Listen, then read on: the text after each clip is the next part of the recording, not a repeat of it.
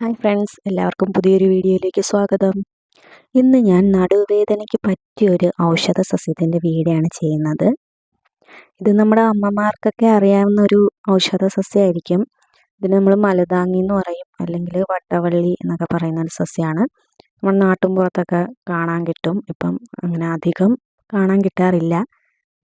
ഇതിപ്പോൾ ഈ ചെടി ഇവിടെ കിളിച്ച് വന്നിട്ട് ഒരു 3-4 വർഷമായി കാണും.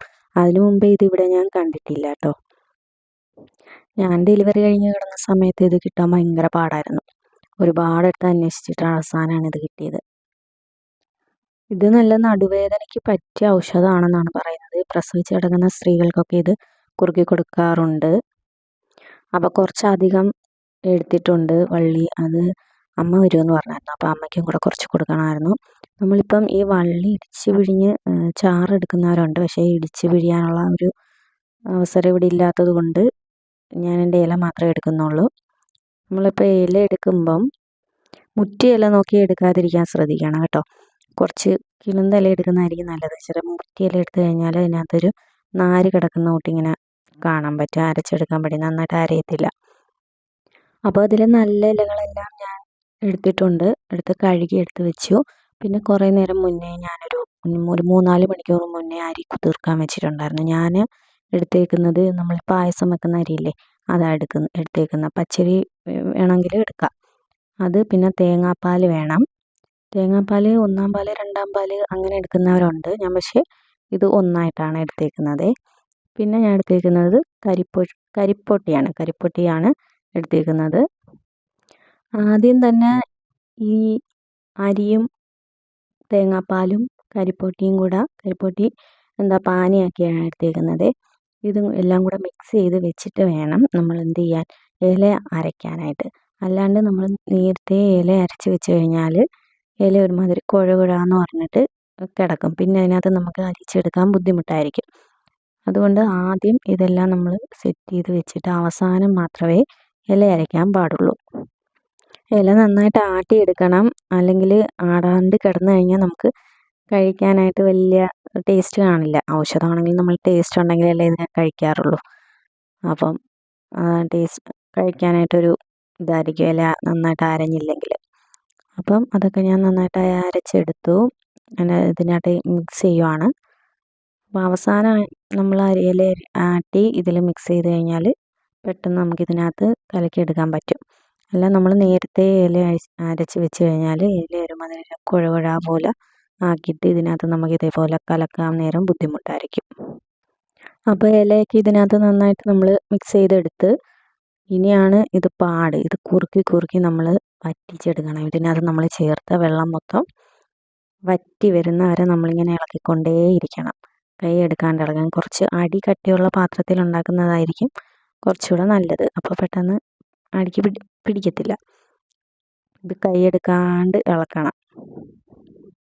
പിന്നെ ഇത് മാത്രമല്ല, നമ്മൾ കരിനെച്ചി എന്ന് പറഞ്ഞിട്ട് കരിനെച്ചി ഇല, പിന്നെ നെയ്വള്ളി, ഇതൊക്കെ നമ്മൾ കുറുക്കാറുണ്ട്. പിന്നെ നമ്മൾ ഈ കൂമ്പില്ല തെങ്ങിൻ്റെ പൂക്കുലയില്ലേ, തെങ്ങും പൂക്കുല, പിന്നെ അശോകപ്പൂ. എനിക്ക് ഏറ്റവും കൂടുതൽ ഇഷ്ടം അശോകപ്പൂ കുറുക്കി കഴിക്കുന്നതാണ്. ഒരു പ്രത്യേക ടേസ്റ്റാണ് അശോകപ്പൂവിന്. പക്ഷേ ഇപ്പം അശോകപ്പൂവൊന്നും ഇവിടെ ഈ ഏരിയയിലൊന്നും കാണാനേ ഇല്ല അശോകപ്പൂ. നെയ്വള്ളിയൊക്കെ ഞങ്ങളുടെ വീട്ടിൻ്റെ അവിടെ ഇഷ്ടം പോലെ ഉണ്ടായിരുന്നു. അപ്പം നെയ്വള്ളിയൊക്കെ ഇടയ്ക്കിടയ്ക്ക് അമ്മ ഉണ്ടാക്കാറുണ്ടായിരുന്നു. അപ്പോൾ അച്ചാമ്മ വന്നിട്ട് നെയ്വള്ളിയുടെ ആ വള്ളി ഉണ്ടല്ലോ, അത് ഒരലിൽ ഇടിച്ച് അതിൻ്റെ ചാറൊക്കെ പിഴിഞ്ഞ് തരുമായിരുന്നു. ഇപ്പം ഇത് നേരത്തെ ഞാൻ കഴിക്കുമായിരുന്നു. അതായത് ഞാൻ സ്കൂളിൽ പഠിക്കുന്ന സമയത്ത് അന്നേ അമ്മ എനിക്കിത് ഉണ്ടാക്കി തരുമായിരുന്നു. അപ്പോൾ ഒരുപാട് നേരം ഇളക്കിക്കൊണ്ടിരുന്നപ്പോഴത്തേനും അമ്മ വന്ന് ഇടയ്ക്ക് വന്ന് കുറച്ചൊന്ന് ആക്കി തന്നായിരുന്നു. അപ്പോൾ ഇത് ഒരുപാട് നേരം ഇങ്ങനെ ഈ കുമിള പോലെ ഇങ്ങനെ വരില്ലേ, അപ്പോൾ അത് തെറിച്ച് കയ്യിൽ വീഴാണ്ട് സൂക്ഷിച്ചോണം. കുറച്ച് നീളമുള്ള തവിക്ക് ഇളക്കുന്നതായിരിക്കും നല്ലത്, അല്ലെങ്കിൽ അത് തെറിച്ച് കയ്യിൽ വീഴും. അപ്പോൾ ഏകദേശം കുറേശ്ശെ വെള്ളമൊന്ന് പറ്റി കുറച്ചൊന്ന് കുറുകി വന്നിട്ടുണ്ട്.